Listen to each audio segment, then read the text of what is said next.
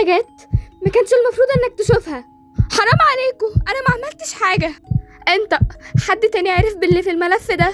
انت وجودك هنا بقى بالنسبة لي مشكلة. لازم يحصل لك زي اللي حصل للي قبلك. خديه.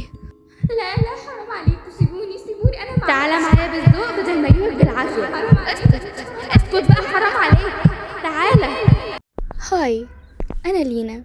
كنت جايه المدرسه دي مفكره ان حياتي هتتغير، هتعرف على ناس جديده واعيش يوم زي اي يوم في حياتي.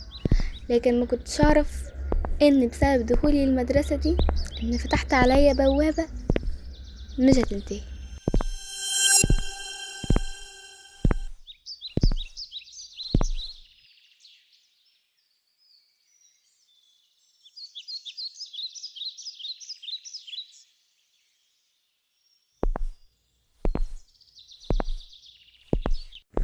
اول ما دخلت الفصل كل الطلاب بدأوا يتهمسوا، ولكن ما ركزتش يعني لان المدرس دخل وسكتوا.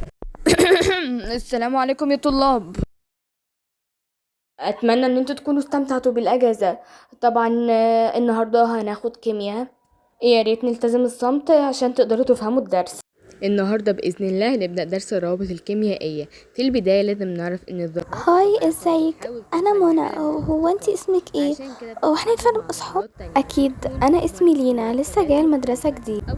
عندنا هو الرابطه الايونيه، ودي بتتكون نتيجه انتقال الكترون او اكثر من ذره الى ذره اخرى. اتمنى تكونوا استفدتوا من شرح النهارده. طبعا الواجب صفحه 220. بالتوفيق يا طلاب، اراكم غدا ان شاء الله. هاي، ازيك؟ انا منى، ويعني دي تاني سنة ليا هنا في المدرسة. هاي، انا لينا، ودي اول سنة هنا في المدرسة دي.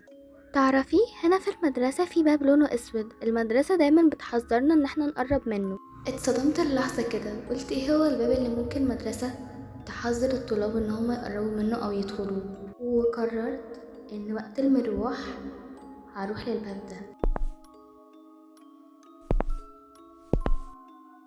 كنت ماشية وكنت بقدم خطوة وبأخرها، ومكنتش عارفة هو أنا رايحة على فين. لقيت الباب فعلا، وكان شكله غريب وعليه تراب كده، بس فضولي خلاني أدخل. أول ما فتحت الباب اتصدمت صدمة كبيرة.